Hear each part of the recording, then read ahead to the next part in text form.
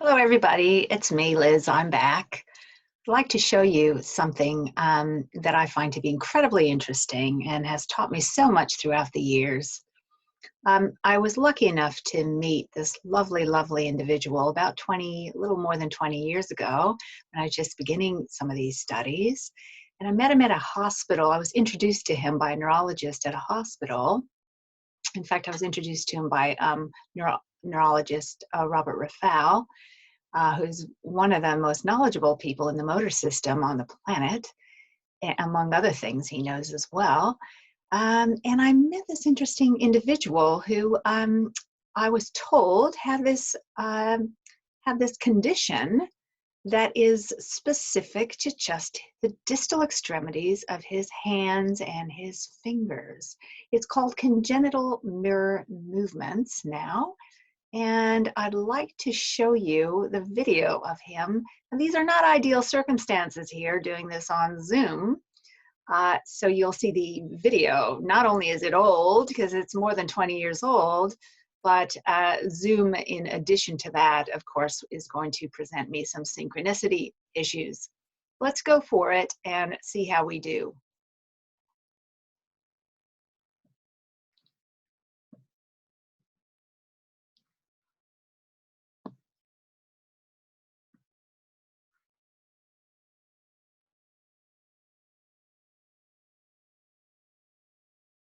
I've bubbled out his face, as you can see here. And what I'm going to attempt to do is to go through the entire video. It's a very short video segment without commentary, and then I will go through it a second time and present some comments as I go. Sorry that this bubble's so big, but he moves around a lot. He told me I didn't need to bubble him out, but I thought it was best to do so. So let's just have a look at the video. And again, apologies for the time lag that you will undoubtedly see, but I think you'll see the effect. Here we go. The key thing here is I'm just asking him to move with one hand, like this case, his right hand. But you see his left hand moving as well. I'm again asking him just to move his right hand. And here, go ahead and try both hands. That went by fast. Here, throwing something just to his right hand. Look at his left hand there. So it's even a reflexive sort of movement of his right hand causes mirroring in the left hand. I'm going to throw that object now to his left hand. Notice what his right hand is doing. His right hand is mirroring all the movements of his left, trying to find his wallet with his right hand in his pocket, and now with his left hand in his pocket. Look what happens with the other hand. I'll give you a little bit more commentary. So we begin this by merely asking, these are my feet here. Not that you care. But what I'm asking him is to move just one hand. So I'm going to start with asking him to sort of do a sequence of movements with just his right hand. Let's go to the start again. I'm asking him, we'll start now.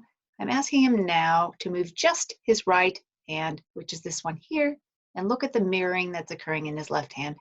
Now the extent of movement in his mirror hand here, his left hand, is lesser than the extent of movement in what I would call his controlled or volitional hand. So you'll see that the mirror hand is actually producing movements in the same muscles as the hand that he is volitionally, intentionally controlling. But even though they're the same muscles, the mirror hand still produces a smaller extent or amplitude of movement than his controlled, intentional, or volitional hand here. Now, throughout these tasks, I also asked him to do the task with the other hand, and the purpose there was to demonstrate whether or not, it turns out it is, a symmetrical condition. And what is meant by that is that not only does the left hand mirror the right when he volitionally attempts to do something with the right hand, but the right hand also mirrors the left when he intentionally tries to do something with the left hand. And you might ask, is it really symmetrical in that Is the mirroring just as strong on one side as it is in the other? And I would say there's individual differences there.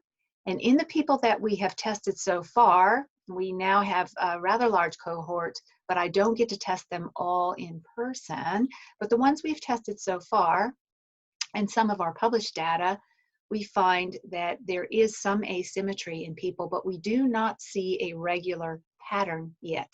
And remember, please, that this is a very small sample size. So in terms of those types of questions, it's difficult to answer before we're able to test a very, very large, statistically reliable sample size. I'll show you a little bit more. Here, I'm asking him to move just the right hand, and for purposes of illustration, we're focusing not only on the distal extremities, which we would define as the fingers and the hand, but also the more proximal as you go up the arm. So the forearm is slightly more proximal, and of course the shoulder is even more proximal. And while the video goes by very, very fast, I'll just tell you that of every individual we've tested with congenital mirror movements, the distal extremities show it in the most pronounced way. They're the most profound in terms of mirroring, and all the people are showing it. However, we do find some differences in the type of mirroring it looks like across individuals, which again needs a really large sample size to detect whether those are reliable differences. But most people are not showing mirroring in the more proximal extremities, but of our cohort so far, we've worked with about 70 people around the world in 12 different countries. We find so far that approximately a third of those people also show what we call secondary mirroring, which is some form of mirroring, even if it's just small muscle twitches, in the proximal extremities as well. But the most profound effect is in the distal extremities, the hands and fingers, that which is phylogenetically most recent development in humans. Here we go. Now that one just, oops, that was just an illustration, the last one, to show you that it's not really occurring in the most proximal extremities, but primarily in the distal. Let me get us back to that again.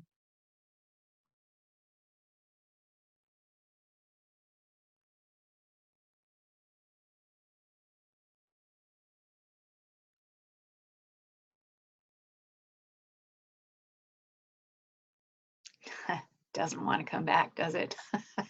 I'll end right there, and hope that you got something out of that. And until I record it again, hopefully that will suffice and let you know how phenomenally interesting is this condition.